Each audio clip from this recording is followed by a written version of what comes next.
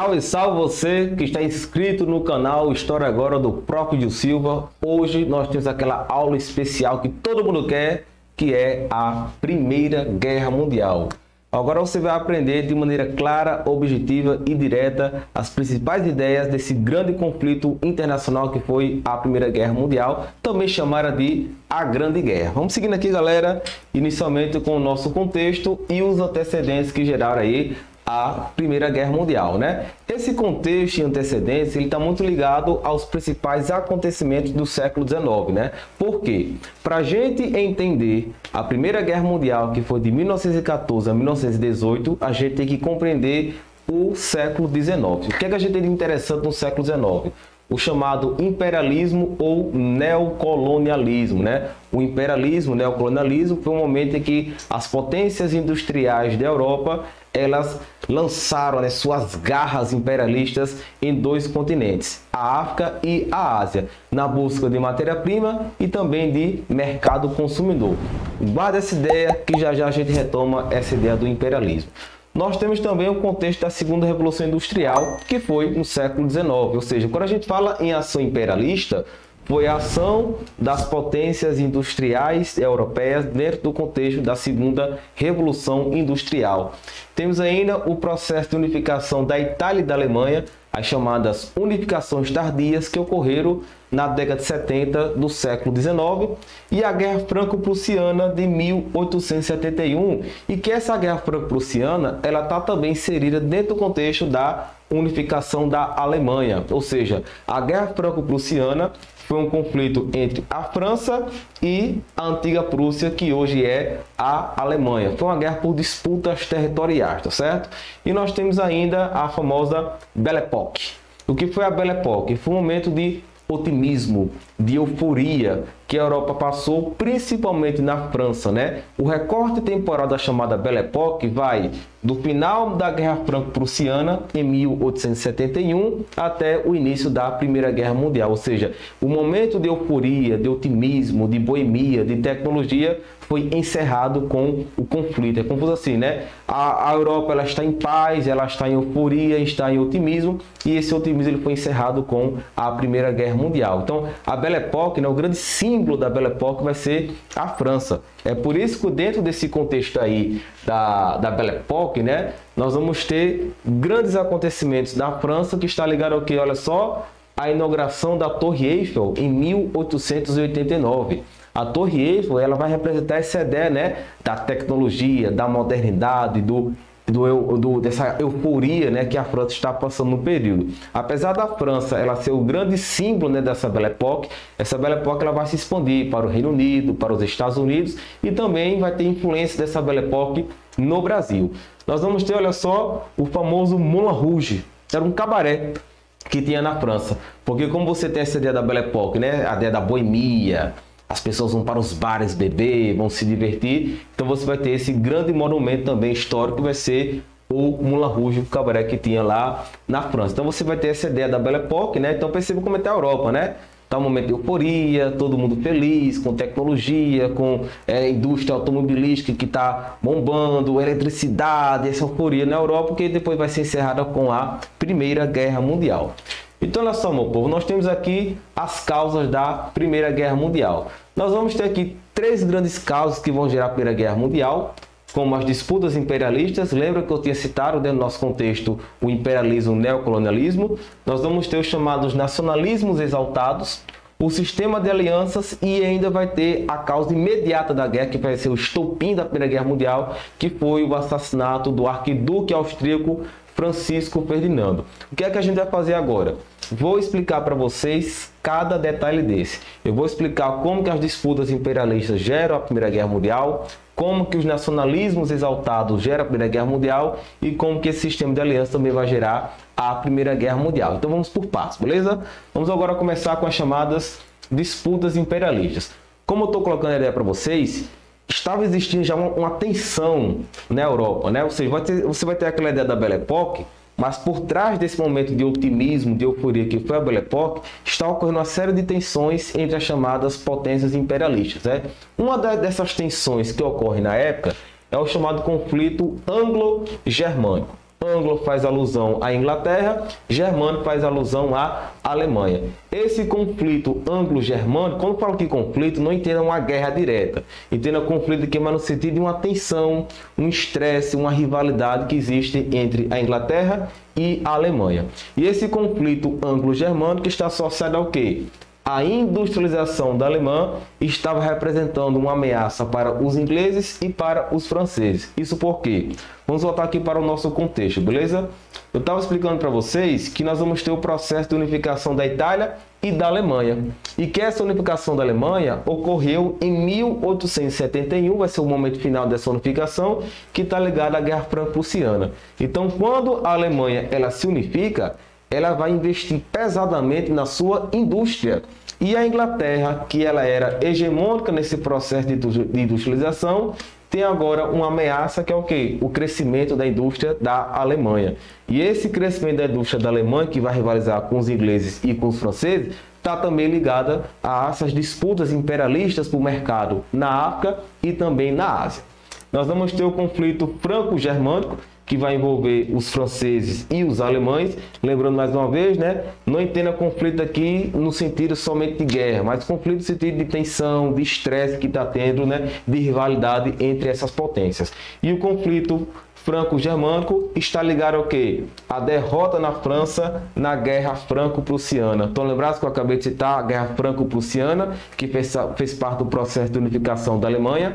A Guerra Franco-Prussiana, a França saiu derrotada. A França ela saiu derrotada e ela perdeu um território muito importante chamado de Alsácia e Lorena.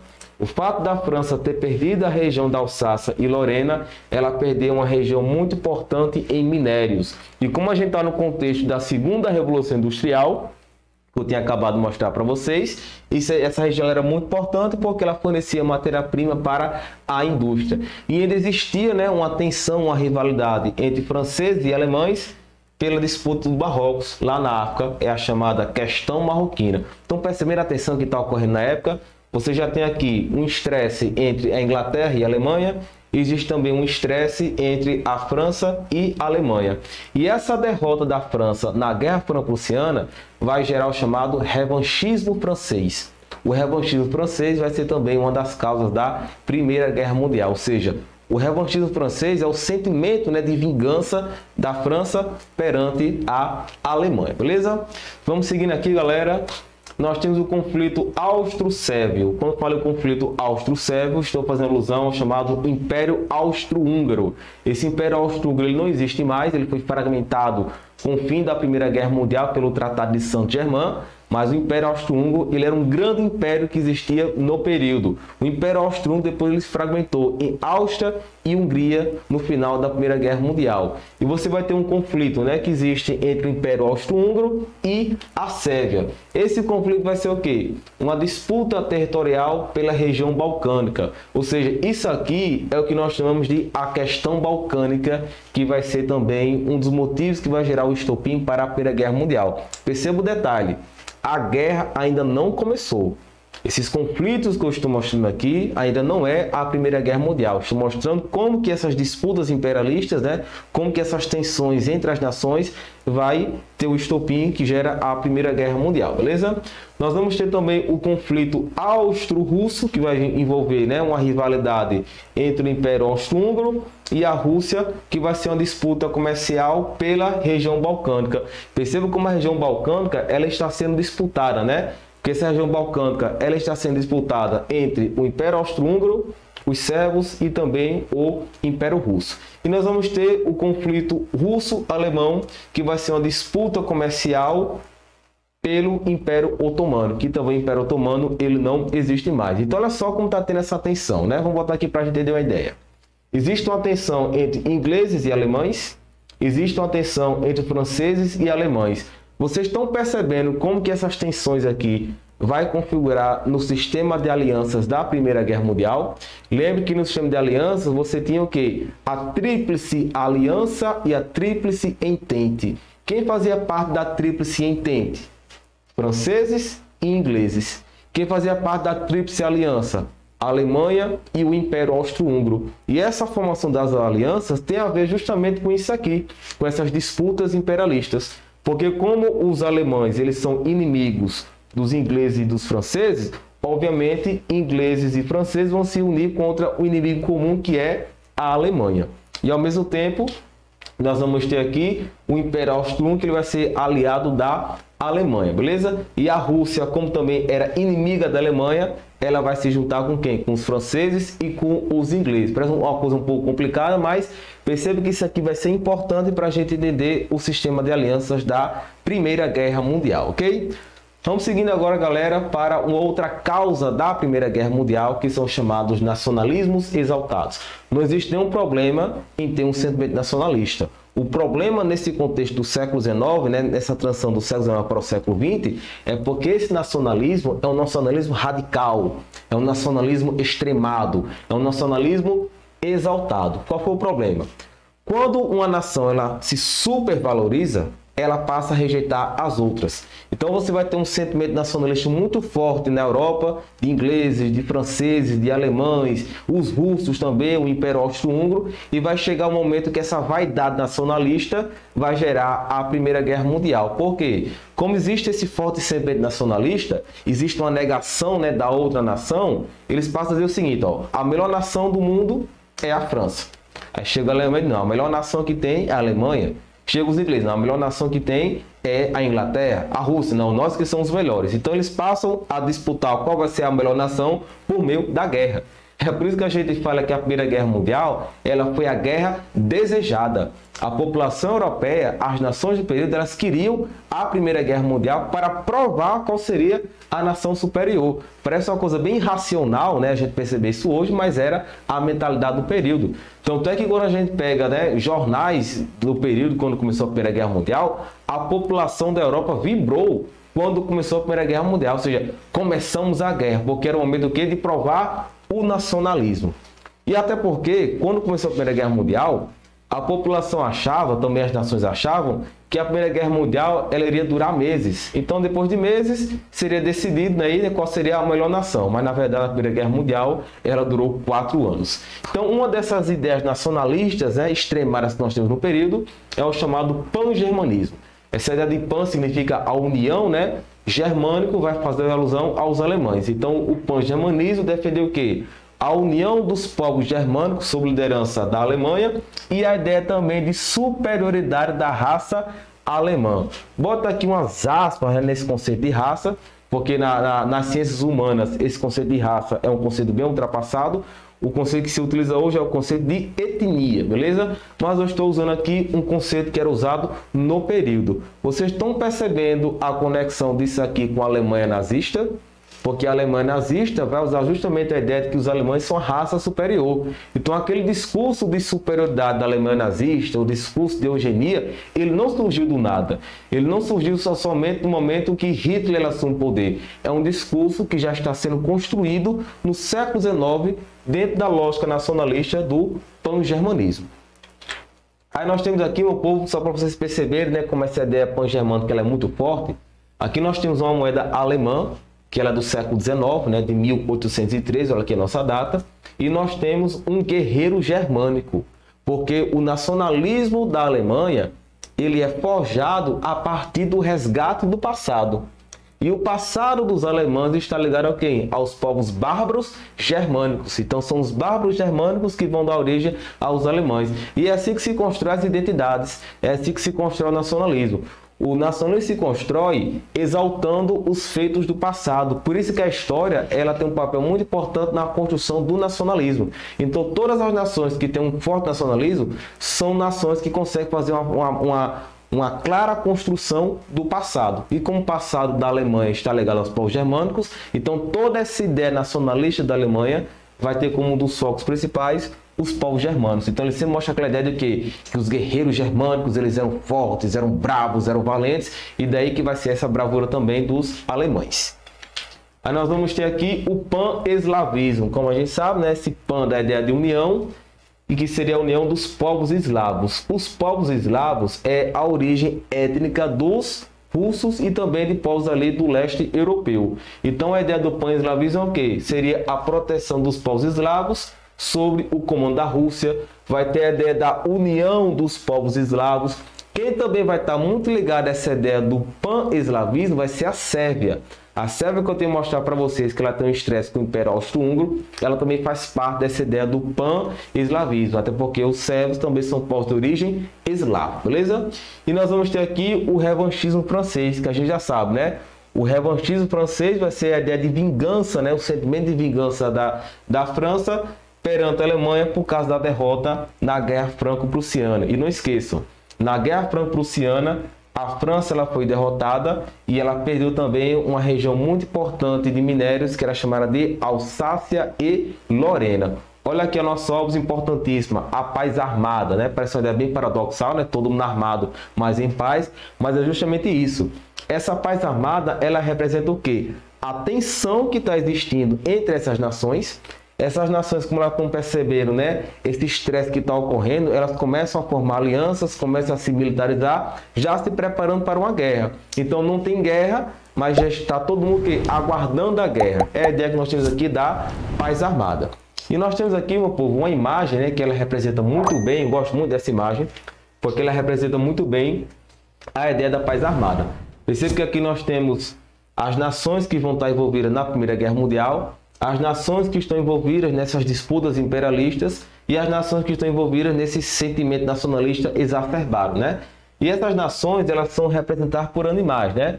Nós temos aqui a Inglaterra, temos aqui um cachorro que representa a Inglaterra, outro cachorro que representa a França, nós temos aqui um cachorro que representa a Alemanha e nós temos aqui o urso, né, que representa o Império Russo. E aqui nós vamos ter o Império Otomano, né? O Império Otomano que não existe mais, mas era um grande império que tinha no século XIX. E cada nação, né, você está segurando as regras dos animais, dos cachorros. O que é que acontece se você pegar um monte de cachorro bravo e colocar um perto do outro? Eles começam a rangir, preparando para uma briga, né? E se você soltar as rédeas, eles começam a brigar. Então essa é a ideia da paz armada.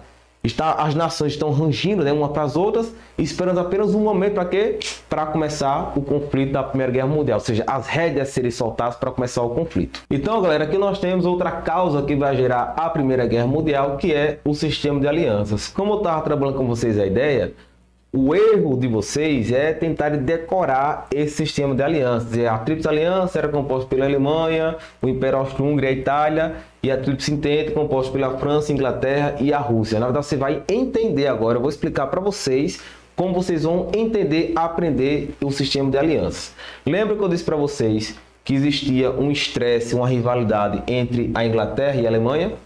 Lembra que eu disse que existia uma rivalidade entre a França e a Alemanha? Então, obviamente, França e Inglaterra vão ficar em lados opostos ao da Alemanha. E você deve lembrar também que existia, né, uma rivalidade entre a Rússia e a Alemanha. Então a Alemanha ela tem 3 inimigos em comum: França, Inglaterra e a Rússia. Por isso que se formou a Tríplice Entente, composta por essas 3 nações.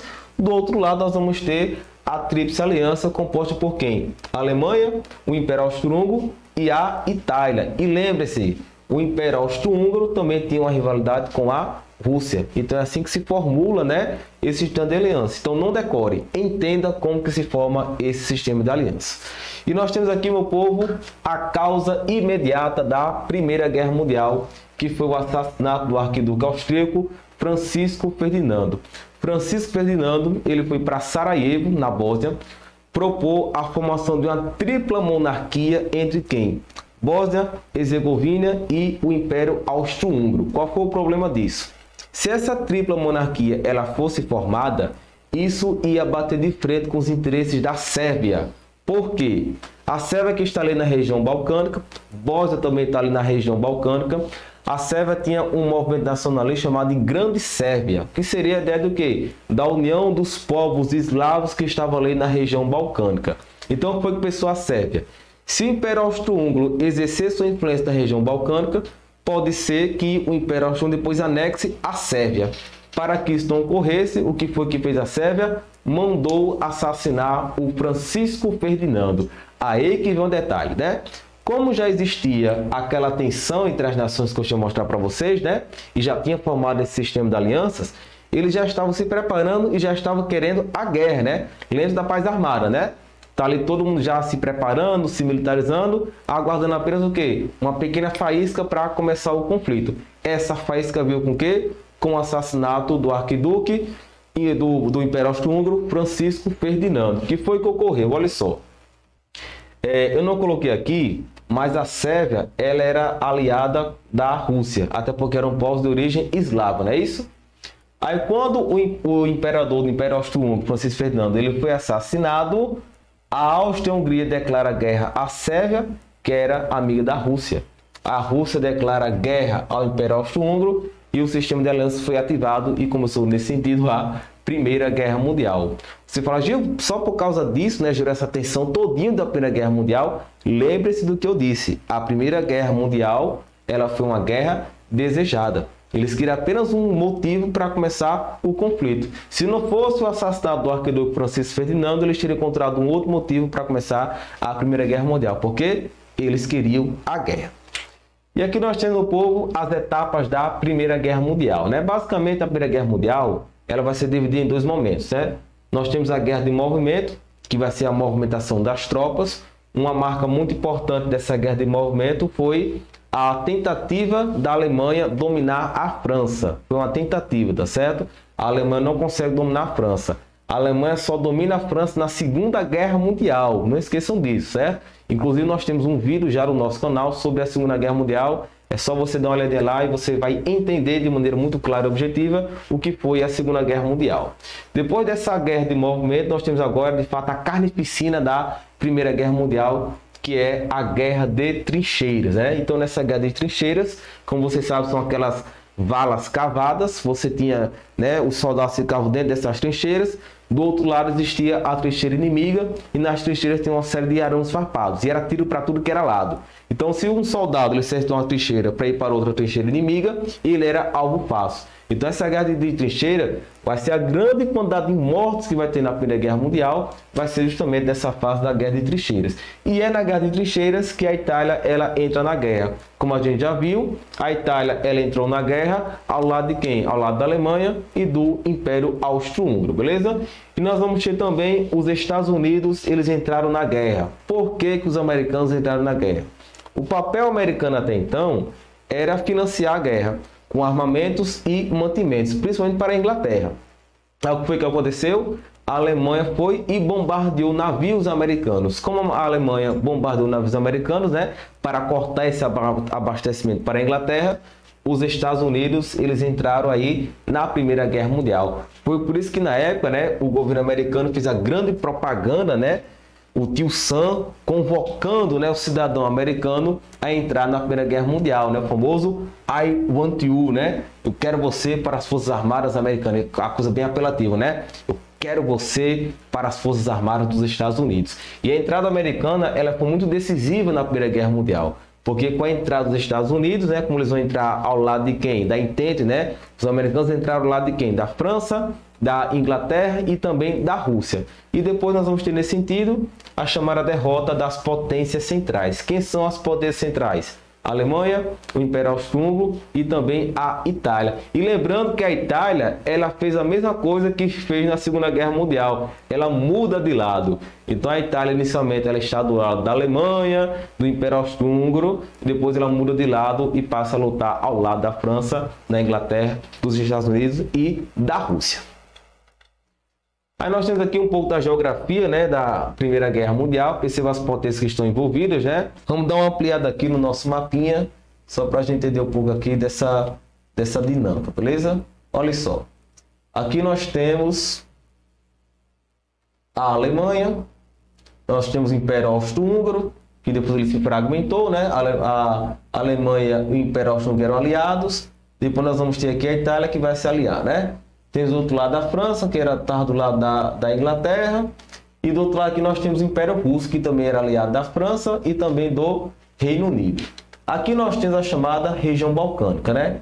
Aqui eu estou passando a mãozinha do nosso mouse. Aqui nós vamos ter a Sérvia, que era também um povo de origem eslava, assim como os russos. Por isso que existia, né, essa aliança entre a Sérvia e o Império Russo. Aí o Francisco Ferdinando, que ele era do Império Austro-Húngaro, ele vai até a região balcânica, né, para tentar fazer uma aliança com a Bósnia. ele estava lá na cidade de Sarajevo.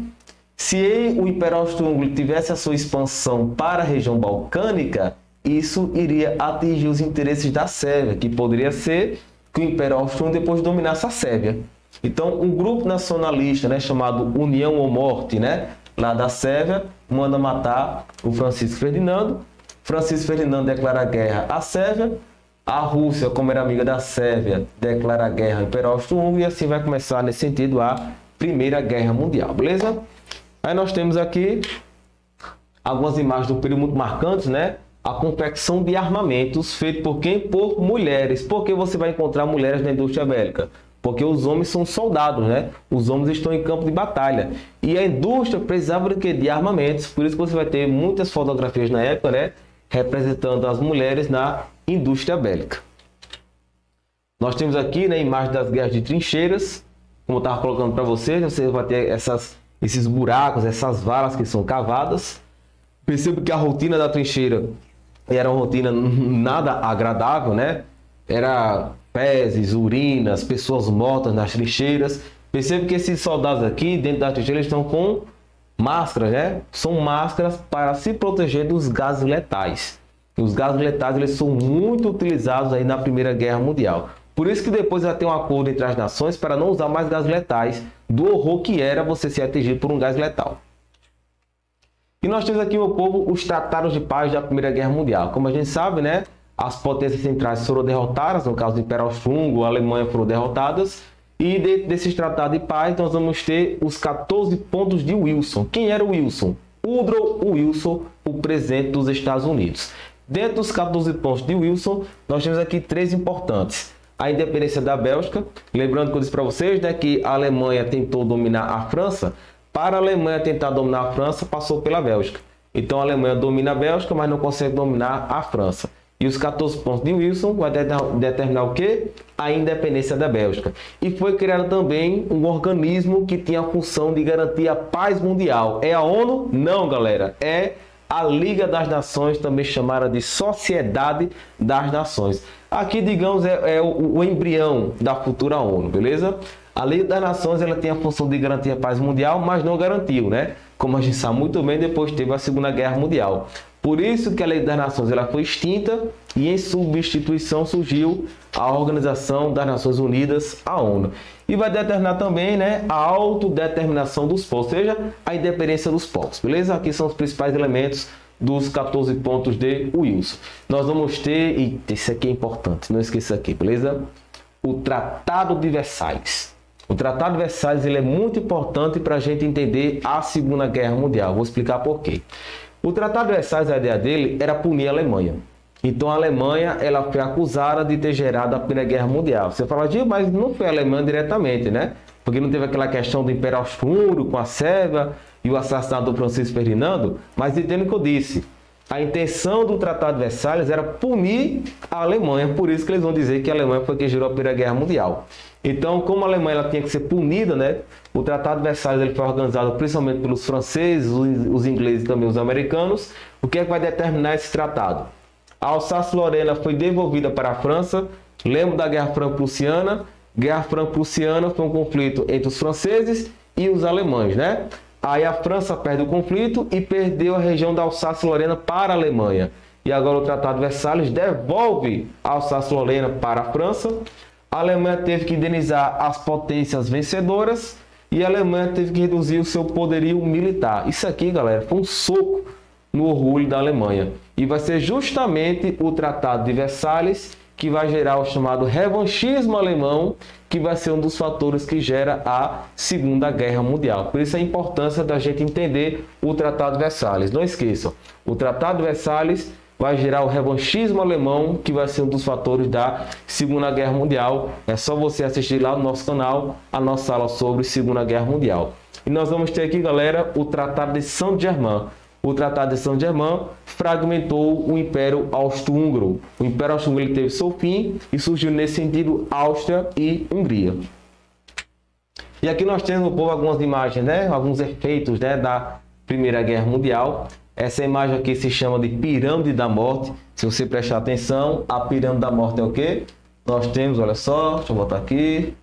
A Pirâmide da Morte ela foi feita de capacetes de soldados que morreram na Primeira Guerra Mundial. Qual foi o saldo final da Primeira Guerra Mundial? 10 milhões de mortos. E aqui nós temos outra imagem que representa os efeitos dos gases letais que foram utilizados na Primeira Guerra Mundial. Então você percebe que foi o horror da Primeira Guerra Mundial. Por isso que depois as nações fizeram um acordo de não usarem mais gases letais na Primeira Guerra Mundial. Então é isso, galera.